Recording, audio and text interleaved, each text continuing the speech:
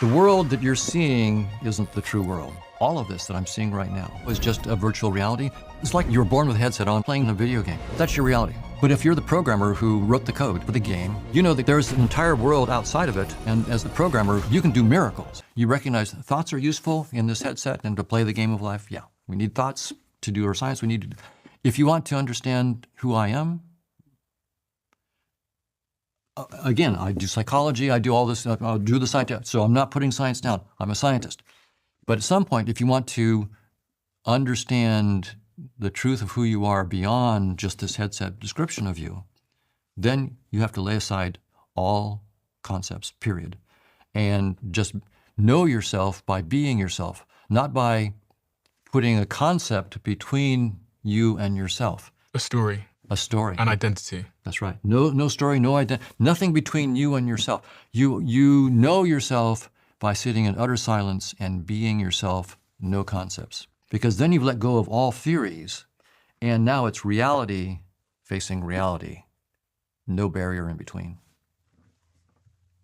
And that requires you to realize that your identity, the stories you believe, the labels you've given yourself as CEO or social media manager or manager or director or head of department, all of these things are just, in fact, labels you've given. That's right. Those are just labels that you've given. And what's interesting about this now is if I think I'm just this little body and I'm nothing but this body and my conscious experiences are nothing but what my brain does. So that's my theory, and that's all I am. I don't feel very big. I don't feel very important. And so I'm going to probably need to do something to make myself feel a little bit better. And I'm going to need to compete with you. I'm going to need to show how I'm better than you in certain ways. So I'm a better tennis player than you, or I'm smarter than you, or whatever. So we're going to get this competition going on among people, and we're going to get even competition among religions and countries and so forth, because we don't know who we are, and we feel inadequate. And if we actually understood that all of this that I'm seeing right now, I'm making it up on the fly. This cup that I'm seeing, it only exists when I create it. This table exists when I create it. Like in a virtual reality. In a virtual reality, I'm in Grand Theft Auto, I look over here and now I see a red Mustang. I look away, I don't see the red Mustang. And now there is no red Mustang. The red Mustang only existed when I looked, because it's a VR game. I only need it when I render it when I need it. I'm now rendering a cup. The cup that I rendered is no longer there. You might render your cup. You might say, well, no, Don, you're wrong. The cup is still there, I can see it. No, you're rendering your cup. And so you're not rendering my cup. I rendered my cup. So in the same thing with Grand Theft Auto, you might say, well, I see the red Mustang even if you're not looking, Don. Well, that's because in your headset, you're looking and you're rendering the red Mustang, but I'm not. And there is no red Mustang. If you look inside the supercomputer, there's no red Mustang there. The supercomputer that's running the game has no red Mustang. So what I'm saying is we compete, we feel inadequate, and we feel like we need to compete with other people and be better than them, and we have egos, all the egoic stuff that we do that causes all the problems in the world because you don't know who you are. You're creating this whole thing. You're not a little player. You're the inventor of this whole thing. You have nothing to prove. And you don't need to be better than anybody else. They're also master creators. They're creating entire universes that they perceive as well. And my own take on this is that you and I are really the same one reality, just looking at itself through two different headsets, two different avatars, and having a conversation. And maybe that's what is required for this one infinite intelligence to sort of know itself. If you transcend any description, how do you know yourself? Maybe what you do is you say, well, let me try this headset on.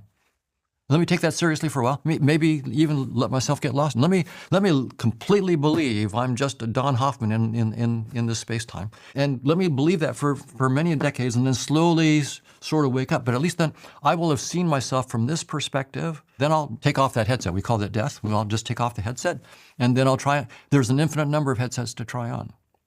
So from that point of view, any person you speak to, is transcendent. Any animal is just an avatar of this transcendent, unspeakably incredible reality that transcends science, so that science will only get 0% of it. And again, I'll always say, I'm not putting down science, I'm a scientist. We need to do science, and I recommend that people do science. But my guess, this is one of the more trivial headsets. It's only 4 dimensions. Why not 20 billion? Why not quintillion?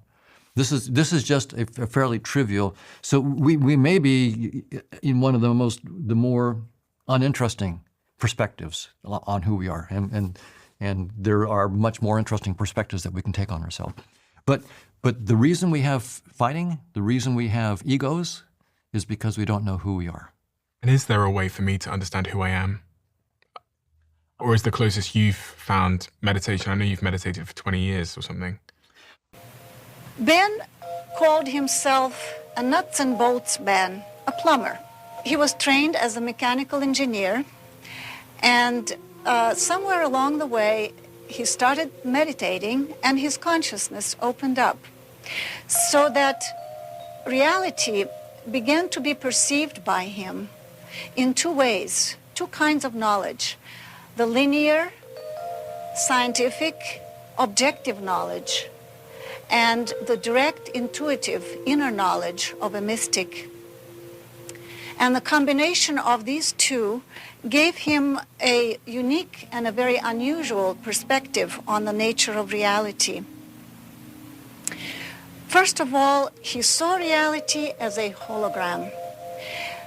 It's a totality in which every part is related to every other part, and they're all interdependent. And this hologram he perceived as vibratory in nature. In other words, as he said, it's an off and on reality, and we are only part-time here. It's an oscillating field. And it may appear to us as a continuous reality, whereas in fact, it's like a film composed of separate frames. He looked at reality as a whole as consciousness itself. Consciousness in the state of evolution, of unfolding itself to know itself. And there is nothing outside it. So that the physical reality, the manifest world, is only another expression of that reality, which is consciousness, or existence itself, aware of itself. And matter is then another expression of consciousness at different levels of evolution, so that one can look at reality as being composed of an innumerable number of levels of reality, each level having its corresponding level of consciousness. And reality is perceived by those who are experiencing it only on the level of their own evolution of the nervous system. The mechanism in the physical body that perceives reality is the nervous system itself. And so, as a biomedical engineer, this is what Ben specialized in, he became interested in studying the effects of changes in consciousness on physiology. Well, I'll tell you, maybe we should draw another diagram. Physical bodies are here, another physical body, and this is Joe, and this is Jim, and this is Sarah, etc. Now, clearly, this is the physical level, yeah? Now, on this physical level, we are separate. You sit there, and I sit here, and we're all separate. Now, let's draw another level. This level is slightly higher, and let's call this the level of the soul, yeah? Well, there will be some mingling here. Let's draw this person as extending to practically infinity this way. Now look what happens. At the physical level, we're separate, and there's this much distance between us. Let's say that on the soul level, this person extends this much, and the other person gets slightly mixed in with him. That is, the souls are in a way in touch with each other.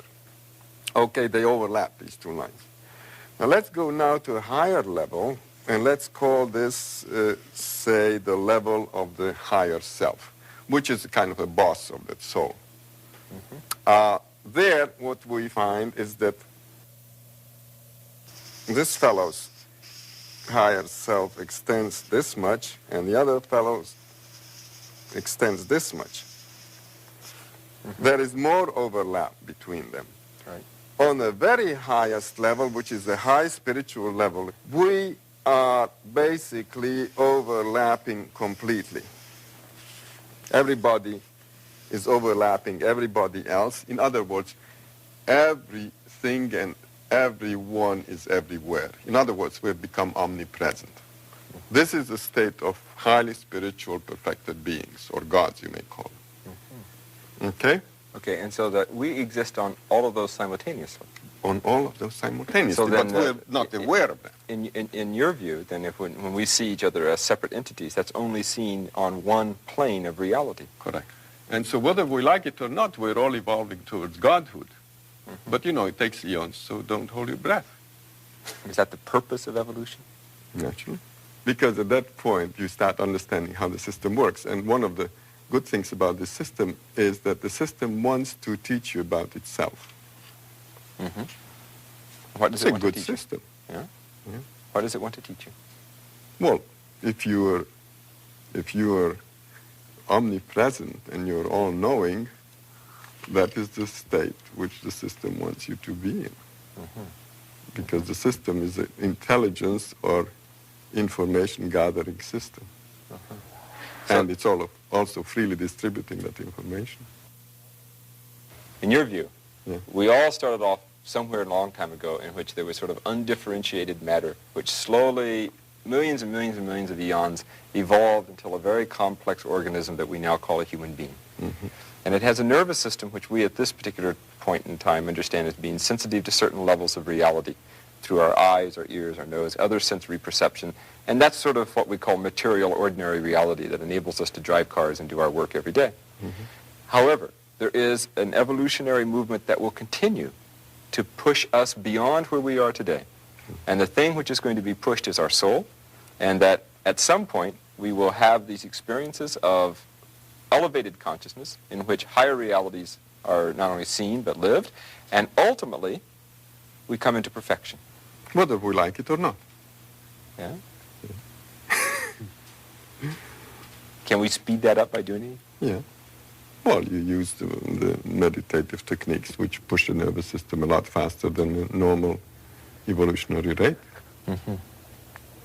Those techniques are available, but you don't need to do anything. It's going to happen It's anyway. going to happen. What a view. It's a very big, bright view. Ben saw reality, or I should say reality unfolded itself to him in the form of structure because he dealt with mechanisms. To someone else with another background, reality would reveal itself in terms of, let's say, poetic metaphor or vibrations of different sounds to a musician, so that we all are like snowflakes, all similar, yet all different. And the subtitles of his two books actually indicate that reality appeared to him in terms of structure, because the subtitles are On the Mechanics of Consciousness and On the Mechanics of Creation. So Ben has designed instruments to study these physiological changes that occur in the body when a certain energy rises through the spine. In the East, it's called Kundalini, or coiled serpent. It rises up the spine and awakens certain energies in the body, which allow perception to become broader, and the brain functions then on a different level. He called it his model of Kundalini.